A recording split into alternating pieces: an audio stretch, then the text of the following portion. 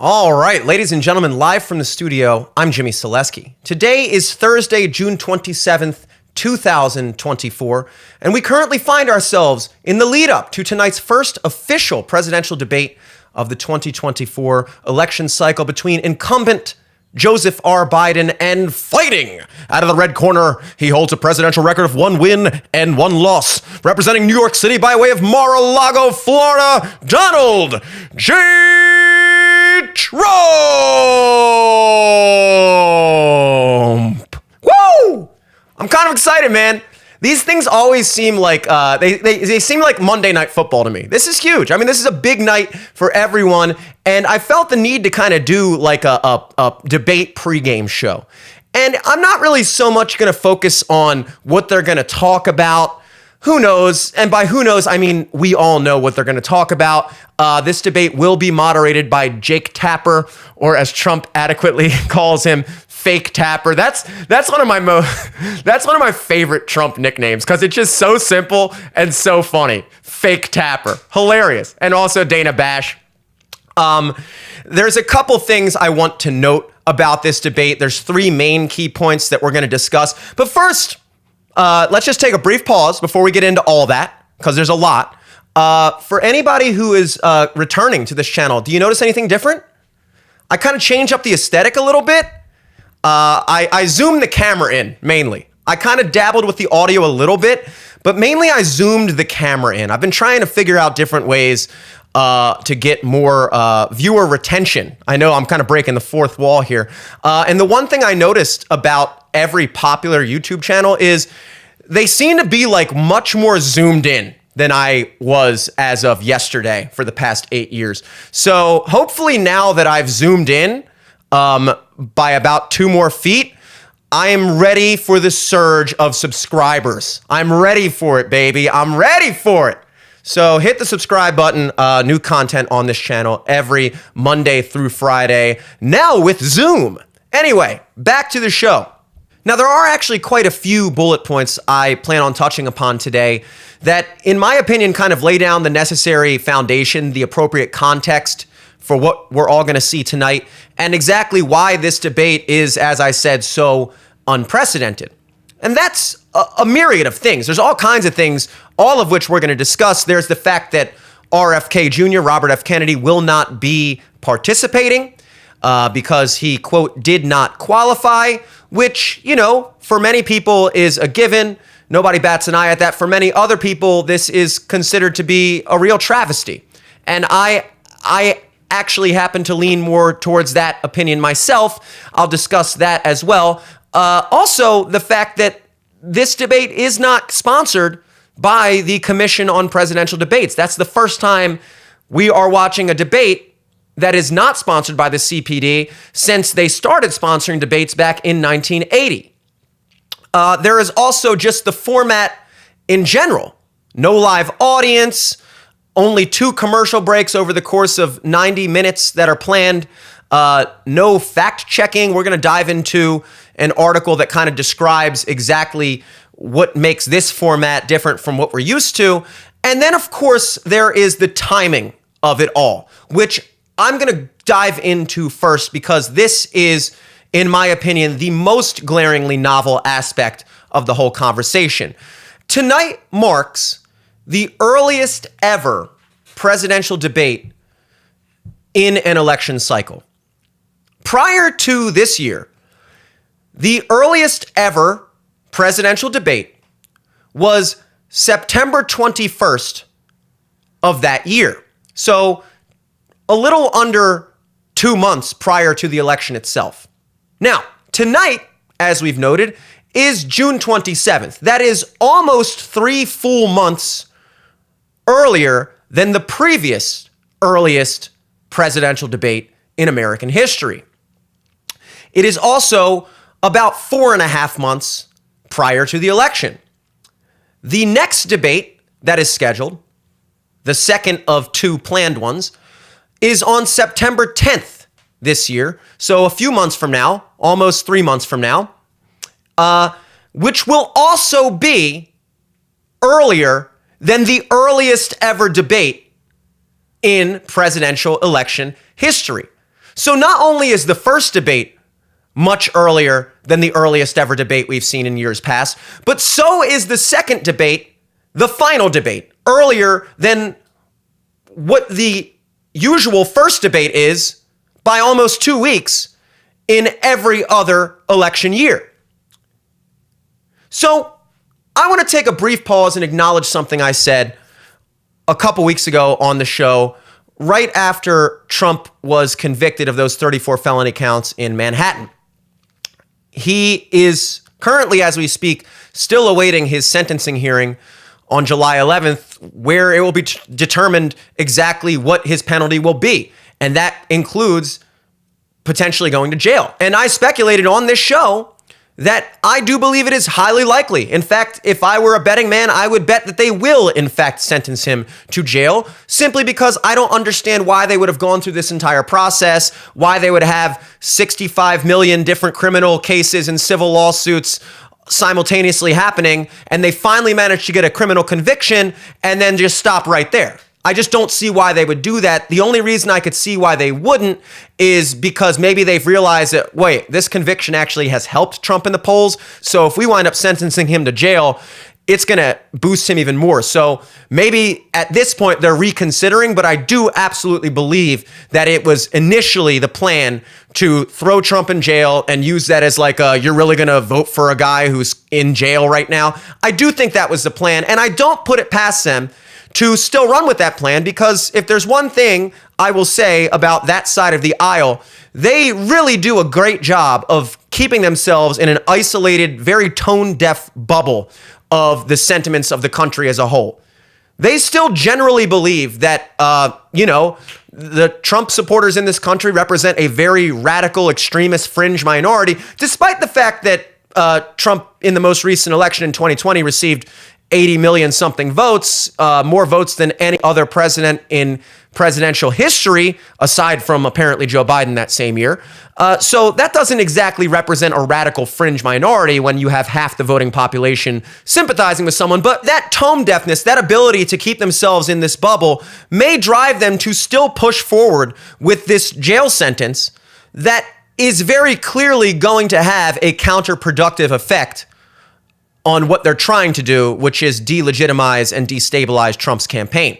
So I'm still going to lean in the direction that they probably will sentence him to jail. I guess at this point, the only point of debate is whether or not the Supreme Court or something like that will step in and put a stay on that sentence. I don't know. There's all kinds of different possibilities. The point is that I also speculated that this sentencing, this potential sentencing, will be used as an excuse by the Biden campaign to basically relieve Joe Biden of any obligation to debating Trump. Now, the obvious flaw in that speculation is that tonight's debate is 2 full weeks before Trump's sentencing hearing on July 11th. So whether he goes to jail or not come July will not affect their ability to debate tonight. So that slip of the mind of, I guess, a rather major detail, I'm going to give myself a pass on a certain level because of everything we just discussed. It is rather unprecedented that a debate should happen this early, and I guess at the time when I made that speculation, I forgot to consider that, oh wait, they're going to have a CNN debate 2 weeks before the sentencing hearing. Okay, so minor slip there. However, I will say that I still genuinely believe, in fact, I almost think it's quite obvious, that exact detail we just noticed, that this first of 2 debates is being held 2 weeks prior to Trump's sentencing hearing, I still do believe that points in the direction of being awfully convenient and not coincidental at all. I think those 2 things actually line up perfectly. And I think that is part of the plan.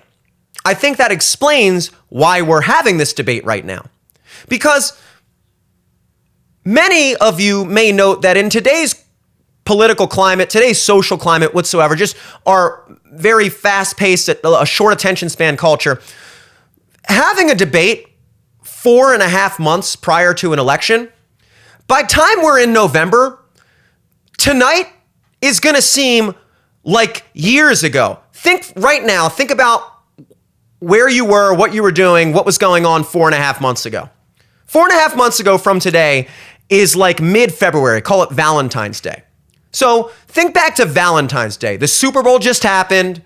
I'm sure a bunch of stuff happened that month. I can't quite recall specifically exactly what any of it was. I guarantee you there was a lot of very polarizing, very controversial, very divisive, very notable things that happened during the month of February. And I'm sure if you reminded me of any of them, I'd be like, oh yeah, was that February? I didn't even think about it. But off top, I can't think of anything specifically because February of 2024 is kind of a long time ago relative to everything that's happened since then that's kind of diluted whatever went down then. So in the context of this election cycle, should Trump be sentenced to jail in July, that will obviously abdicate Joe Biden of the later debate in September, which is still 2 full months prior to the election, unlike years past where they have debates all the way up to the end of October, a couple weeks out. And that's a beautiful thing, in my opinion, for the Biden campaign, if they are recognizing what I think most people recognize, which is that Joe Biden is not really fit to debate. He will be able to pull this one off because of all the different stipulations they have in place that are obviously in his favor, including the fact that it's being hosted by a very partial news organization, CNN. We're going to talk about all of that. But before we do, just acknowledging the timing itself. Should Trump get sentenced to prison in July, which again, I am not ruling off. In fact, I'm leaning in favor. I know a lot of people disagree with me on that. We'll see. We'll see. But should Trump go to jail in July, tonight's debate will be the only debate the American public has going in to November. And that one almost 5-month-old debate will have been hosted by CNN, an obviously biased partisan news organization. There's no question about that. It will have been moderated by Jake Tapper and Dana Bash, who are obviously partisan and biased in their own right. There's no question about that. And then, of course, you have all the other aspects of the format itself that, in my opinion, all clearly play into Biden's favor. So let's take a look at what those exact changes are. This is an article about the CNN presidential debate by CNN. Awesome. Nice. CNN's debate will include some shifts in tradition, including 2 commercial breaks during the roughly 90-minute event, a first since the Commission of Presidential Debates took over the process more than 35 years ago. Other networks are also free to sell their own advertising, but cannot put up their own commentators or anchors during the breaks. Okay. There will be no live audience this time, and the candidate's microphone will be muted while the other is speaking. The podiums will also be 8 feet apart, much closer than the last Trump-Biden debate in 2020 during the COVID-19 pandemic, when they were positioned 12 feet apart. So let's take a look at each one of those things one by one. We've already acknowledged that both of these debates, not just tonight, but both of them, are way far out from the election itself, especially tonight's. What we haven't quite nailed down is that in addition to them being way far out, there's also just net fewer debates than we're used to seeing leading up to an election in years past. Typically, on average, you get 3. Now, in 2020, there were 3 scheduled debates from September through October. However, the second one was canceled because Trump tested positive for COVID. So we only got 2 debates last election cycle, but even then, there were still 3 scheduled. And this year, there were 3 scheduled as well before we decided to part ways with the Commission on Presidential Debates and do our own thing. So you have those things. Now, specific to tonight's debate, the most blatant thing, in my opinion, is no live audience. No live audience.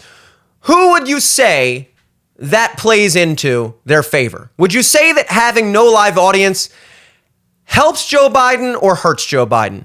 Would you say that having no live audience helps Trump or hurts Trump? Clearly, the fact that there will be no live audience to play into is a massive advantage to the person who has almost zero charisma, Joe Biden, and a massive hindrance to the person who's, if you're going to acknowledge just one thing about Trump as a positive attribute, you at the very least have to acknowledge the guy knows how to play to a crowd. You could think he's Hitler reincarnated. You can say whatever you want about Donald Trump, but the one thing you cannot deny is that guy knows how to play to a crowd. And tonight, he will not be able to. So that's a blatant advantage in the Biden corner. The microphones will be muted while the other is speaking. Who would you say that plays into? Now, granted, in their first debate in the 2020 election cycle, I do think Trump was a little loose and was interrupting too much and just very obviously charged with adrenaline going at Biden. And it was semi a bad look. It was not his best showing. Biden was actually able to come out of that looking like, I would even say that he probably did technically win that debate just because Trump just kind of got out ahead of himself. So you could argue that now that Trump won't be able to interrupt, it might help him. But also you have to acknowledge that the second debate during 2020, I think Trump came out a clear winner. He reeled himself in and, did it right. And then obviously at that point, it just came down to who was arguing correct things. And in my opinion, that was clearly Trump. So going into this election cycle, I don't think it helps Trump that he's not going to be able to kind of shoot from the hip.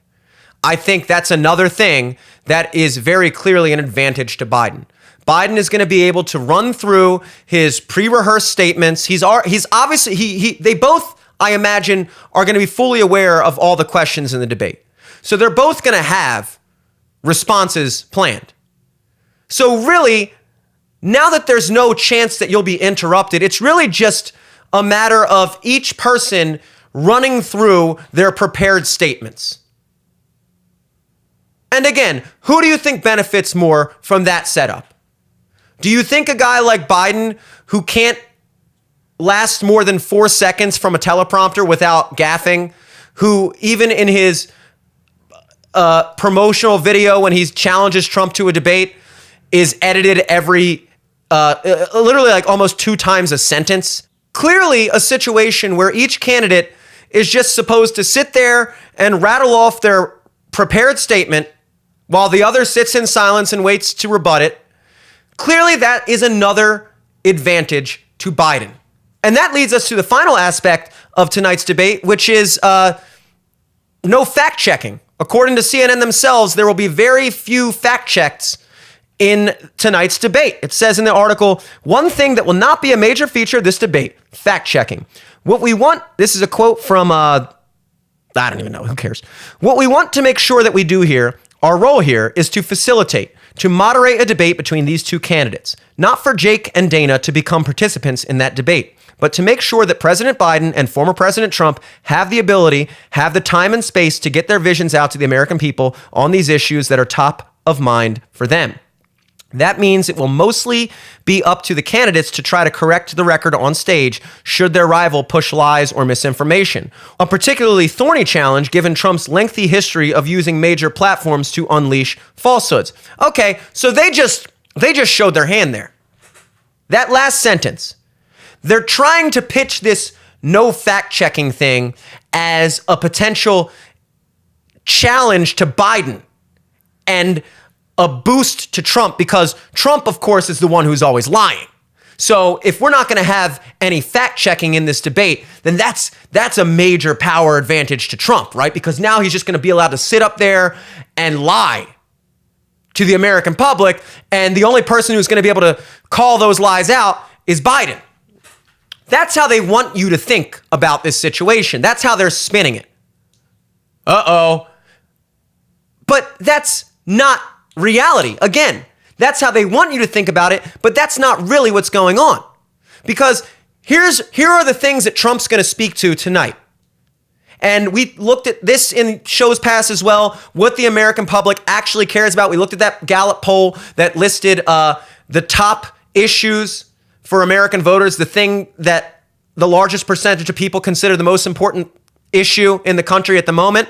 And those issues were not abortion, not racism, not Israel-Palestine, not climate change, not really any of the things that the Democratic Party speaks to, makes their main thing, like none of those things. None of those things. The thing that most people considered to be the number one issue in the country were things like the economy, inflation, the border. Those are all things that conservatives and the Trump campaign speaks to and focuses on. Trump talks about abortion when he has to. Trump, I don't think I've ever heard him talk about climate change. Not that he doesn't care about the environment. It's just not part of the platform, really. Trump isn't sitting there rattling off things about systemic racism and things like that. That's not what the Trump campaign speaks to. And it just so happens that those aren't the things that really most Americans actually consider to be the most vital, pressing issues in our country at the time. Trump is going to get up there. He's going to talk about the border, which is objectively more open than it's ever been. There are objectively more people coming into the country every day than there have ever been.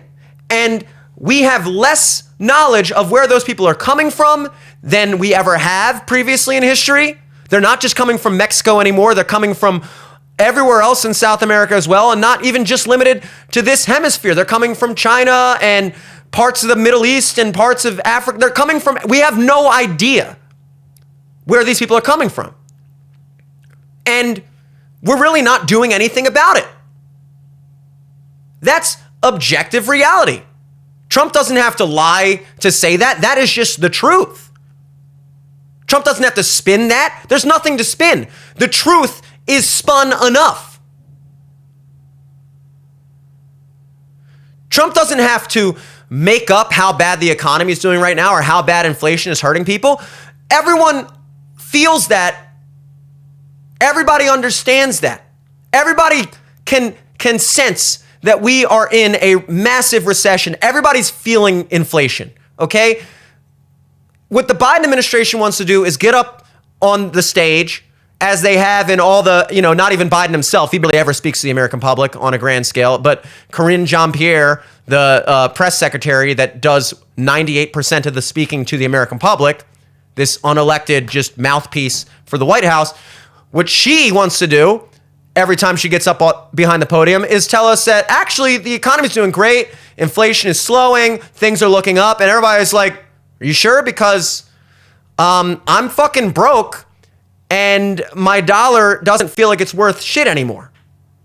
And so what Biden wants to do tonight is get up there and say, the economy is doing great. Inflation is slowing. Things are looking up. Unemployment this. Value of the dollar that. Global trade this. And in that situation, the moderator isn't going to be like, well, actually, Mr. President, Americans in general feel like the economy is really doing poorly right now, and inflation doesn't seem to be going. We have the interest rates being extremely high to keep the inflation artificially slowed. Many Americans are struggling right now, and there doesn't seem to be any light at the end of the tunnel. There's not going to be any of that.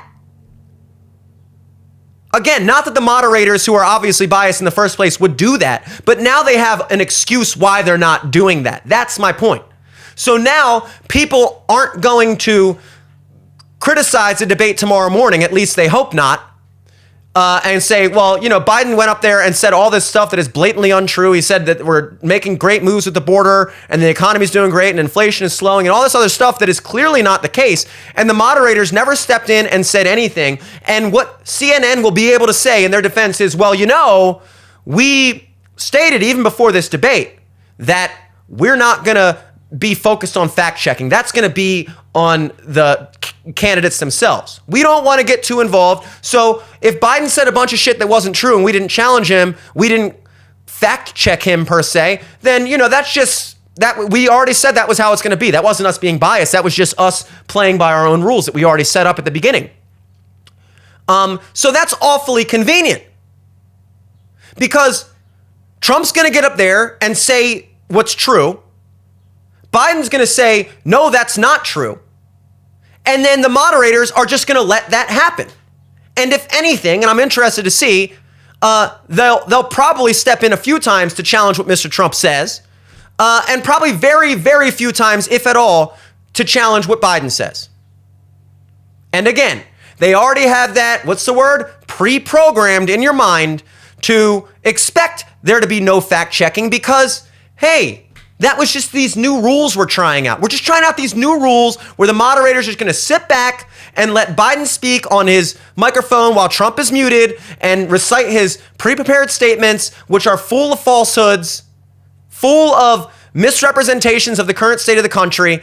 And we're not going to step in and challenge it. That's Trump's job.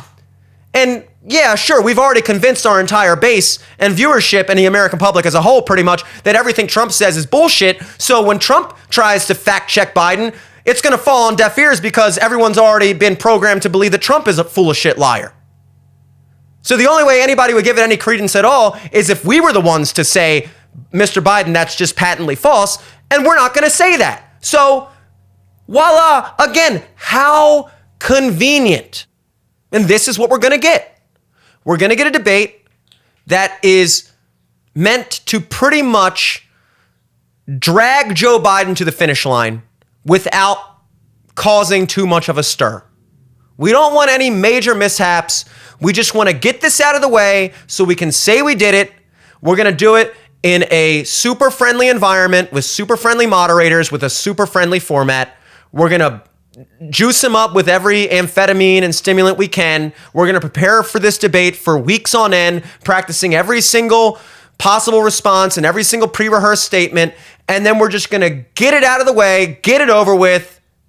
And hopefully that'll be the only time we have to do it. And then 5 months from now, when people are walking into the polls, that'll be a distant memory. Even if it wasn't the best showing for Biden, it won't really have made a difference at that point. You know, I'm not convinced these debates are going to make a big difference in general at all, to be honest. In fact, I almost feel like these debates at this point are entirely entertainment value. Is there anyone that's going to change their mind as a result of this debate? People say undecided voters. I've literally never met someone who's on the fence between Trump and Biden. There might be people that are on the fence between like Trump and RFK or Biden and RFK or any of them and no one, like whether they're going to vote at all. But there is no one who can't decide between Trump or Biden. I mean, maybe that person exists. I'd love to meet him. So everyone watching this tonight is already clearly rooting for one or the other. And it's entirely entertainment value. So who cares, really, is the point. The only way this debate would have meant anything, in my opinion, which leads us into the next point, is if RFK was included. Because RFK gets almost no mainstream media coverage. In fact, when I say almost none, I mean pretty much none. Like, I think the average Democratic voter isn't even aware that RFK was running as a Democrat at the beginning of this election cycle. He switched to independent, but he was running as a Democrat.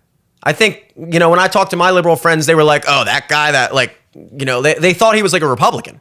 Like, no, dude, I mean, maybe he's not like a complete progressive person that you're used to seeing running as a Democrat, but he's like an actual Democrat. And they were like, pfft. They didn't even know. So I think that just in general, people on a broad scale don't really know anything about him. They might have heard that he's this crazy anti-vax nut. They might have heard this. They might know he's JFK's nephew or whatever, but like they really don't know anything about him. This would have been an opportunity for him to get his ideas out on a mainstream level. And of course, that's not going to happen. He did not qualify. I'm not going to put any blame in either direction as it pertains to Trump and Biden as to who wanted him to qualify less. We've spoken about that specific thing on this show in the past as well. I think that neither one of them particularly want RFK on that stage. But I think it's for different reasons, and I think it's to different levels. I think Joe Biden and the entire Democratic platform leading into this election is, we're not Trump. That's what it was in 2020 and apparently worked out for him. So that's what it is in 2024. We're not Trump. All Joe Biden has to do is stand up there, look mildly coherent, mildly with it, and be not Trump. And in the eyes of pretty much every Democrat voter, he will have won that debate. Here's the problem. Once there's someone else on that stage that is also not Trump, then the entire Democratic platform is in shambles because they really don't have anything else. If you haven't noticed, they really literally do not have anything else. There is not really any clear agenda within the Democratic Party other than attack Trump. They spent more time, more resources, more media coverage, more everything focusing on convicting Trump of this or trying him over here for this or this. And what is the actual platform? The Inflation Reduction Act, open borders, not being able to pick a side between Israel and Palestine. What is your platform? They don't appear to have one. That's why they're so divided even within their own base. This debate also, notably, another unprecedented aspect of it, which I forgot to mention before, is going to be the first time that a general election debate has been held prior to the Democratic and Republican national conventions where the candidates are nominated as the nominees for those respective parties. So, as of tonight, neither candidate is officially the representative of their party. Now, obviously, they're going to be, but we've also spoken in the past on this show about the Democratic convention and the Democrats themselves kind of being a little nervous about that. It's going to be held in Chicago. They're considering doing some type of hybrid event where most of it is virtual, or at least a major portion of it is virtual, because there is a clear divide within the Democratic Party between the progressive wing and the moderate wing. And the Democrats have made the mistake of playing on a mainstream level to the progressive wing of the Democratic Party. And the only reason they've even been able to hold on to the moderate wing of that party, which is most of them, most people are not radical progressives. Most people are just regular, in the Democratic Party, regular left-leaning centrist people. Same thing goes for Republicans as well. Most people are not extremists. But because they've managed to paint Trump and the Republican Party as extremist, right-wing, fascist, whatever, they've been able to kind of hold on to the moderate wing of their own party while placating the radical, progressive wing of their party, which again is a minority, but that's who they're constantly playing to. Because if they don't play to them, then they're going to run into situations like they'll probably experience at this year's convention, where there's going to be a bunch of Palestine protests outside of the convention, and that's going to be a bad look for the party. It's going to be like, wow, you guys can't even hold a convention for your own party without division to this level where people in your own party are disrupting your own convention. That's going to be a bad look. So that's probably another reason why this debate is going to be held prior to that. I don't know. There's a lot of weird things about the timing of this debate. And, I think given everything I just said, I almost think it's a more risky conspiratorial statement to say it's all just a coincidence. Everything I just laid out, and it's a coincidence. Now, going back to the RFK thing, the second people are exposed to an alternative to Trump that is not Biden, and they see that this particular alternative to Trump, RFK, is articulate, has, passionate, clear-cut plans and like he's able to put words to actual things he wants to see happen. He clearly is a smart person who is dedicated to what he's doing and saying, and that is going to destroy the Biden campaign. It will absolutely annihilate the Biden campaign. The way they've been able to keep RFK at bay to this point is by literally ignoring him. Literally just pretending he doesn't exist, and on the off chance that his name does come up, he's a anti-vax nut or whatever else, whatever key buzzword character assassinations you can throw at somebody to immediately make your base dispel of them in every way. That's been their plan of attack.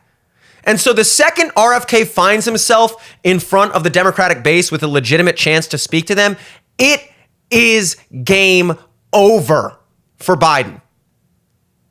I mean, that's just undeniable. It's just game over. We all acknowledge his only advantage is being not Trump. And again, once that goes away, once there's someone else who also has that angle, you got nothing. And RFK has a lot. RFK has a lot. He's also not Trump, and he's also not you. And that means a lot to a lot of people in this country. As far as Trump goes, Trump probably doesn't want RFK up there either. Trump's been vocal, outspoken against RFK in many ways himself, but that's just who Trump is. I'm sure once he wins, he's probably I wouldn't be surprised if he brings RFK immediately on board as like the Ministry of Health or whatever the hell that would be. Like people on the Trump side of things want RFK involved. There's a lot of Trump voters that if Trump weren't running would be voting for RFK. Make no mistake about that. And Trump knows that. And he knows that in the meantime, he's got to kind of keep RFK in the fringes because he doesn't want to lose votes for himself, obviously, either, any more than Biden wants to lose votes for himself. But also you have the aspect of, if this debate stays between Trump and Biden, then Trump just basically gets to stand up there and just rattle off the realities of the situation that are occurring in this country. Just talk about the borders, talk about inflation, talk about just the division in this country, talk about the global conflicts that have all spurred off in the past 3 years under the Biden administration. Talk about all that.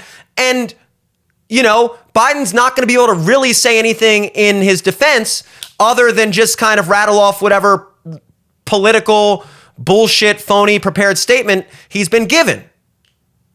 So Trump doesn't even have to actually debate anyone if RFK isn't there. If RFK is there and they're both talking about acknowledging how the lockdowns were bullshit, and they're both talking about the borders needing to be closed, and they're both talking about inflation, and they're both talking about all these things, well, now Trump actually has to debate. And I'm not saying that he's necessarily scared to debate or that he couldn't win that debate, but it's obviously a much easier situation for him if he doesn't have to at all. He does not have to debate Biden.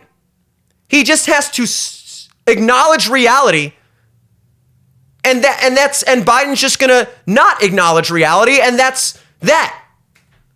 They don't even really need to be having this debate tonight if this is gonna be the case. And here's the other kind of inconvenient truth about RFK's non-qualification this evening.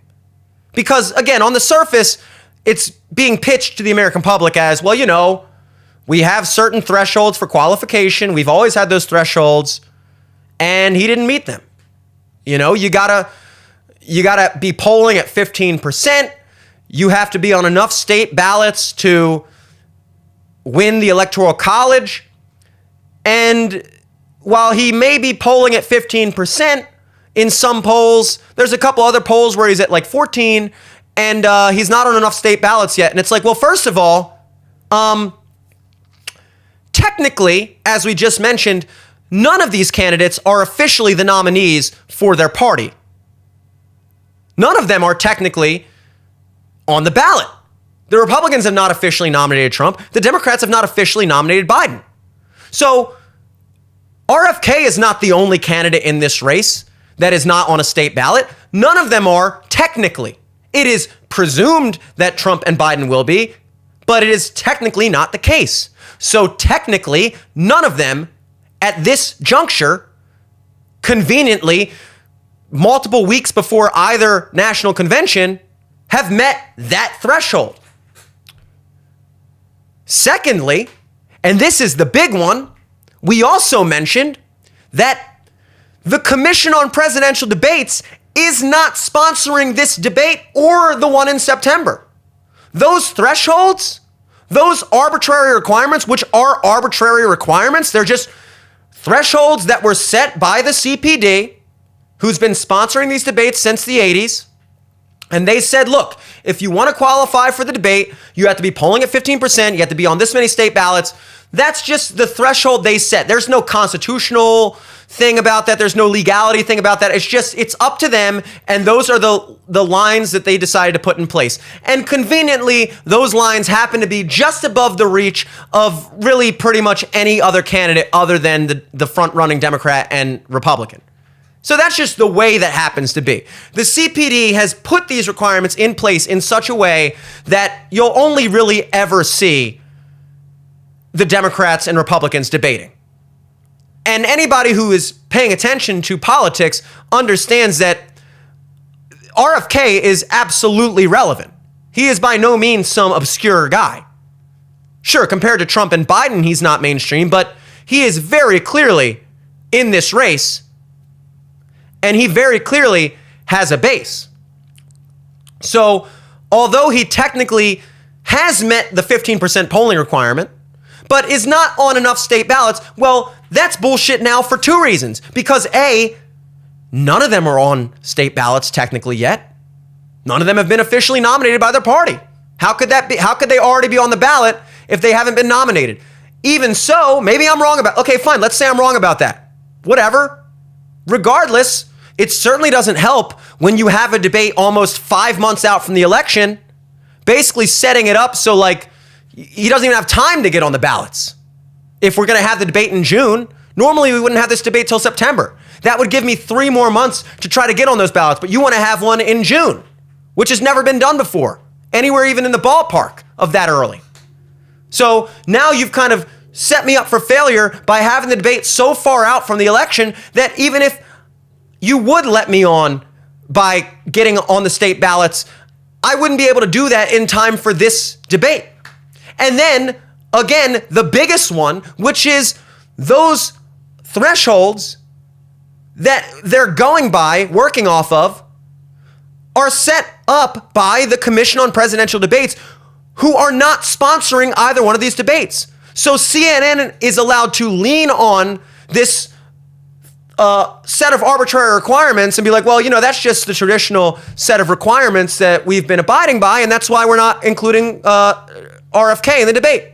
It's like, oh, okay, yeah, that makes sense. Wait a second. I thought you guys are literally doing your own thing. I thought you guys are doing these debates without the CPD. So how do you get to sit there and act like the reason you're not including the third-party candidate is because you're following the commission's guidelines, yet you're not actually sponsored or sanctioned by the commission? So it really is just you deciding that RFK isn't going to be up there and getting to conveniently set up your own completely new-founded format, completely go against the grain in every way as it pertains to that, but then conveniently be like, oh, but we're just going to honor tradition when it comes to who we're going to let qualify for the debate. Sure, we're going to do all this new stuff. We're going to have muted mics. We're going to have the moderators not chime in and check people on anything they say that's a lie. We're going to have no live audience. We're going to do all these new, innovative, crazy new things. We're bringing debates into the future. But, I mean, guys, look, seriously, we've had these guidelines in place for who can qualify, and why would we go against that? Convenient. Very convenient. So, in conclusion, folks, just to kind of wrap up everything we just discussed today, what you are about to witness tonight is the earliest debate in an election cycle that the American public has ever seen by far. It, in my opinion, will be the only debate you will see. And I believe that that is purposeful, because I believe that by the time you walk into the polls in November, whatever happens tonight will be a distant memory, and that's just the way they want it. I believe that the debate itself is not coincidentally hosted by CNN. It is not coincidentally moderated by two very partisan moderators. I believe that the format of the debate is clearly constructed in Biden's favor, with everything from the no live audience to the muted mics to the no fact checking. And I believe that the exclusion of RFK is very conveniently pawned off as some rule that the network is just respecting, whereas they are literally going against every other traditional rule we've ever seen in a debate. So even that, the exclusion of RFK, is bullshit, at least the way that they're selling it.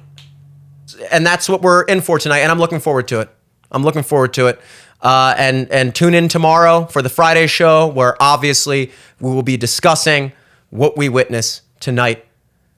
Thanks once again for tuning in to the all-new Zoomed In, live from the Zoomio show with your boy, Jimmy Soleski. New content on this channel every Monday through Friday at 5 p.m. Leave us a like. Leave us a comment. Tell me what you think. Hit the subscribe button, please. I can't zoom in any further than this. If this doesn't work, folks, I don't know what to do. Till next time. Peace.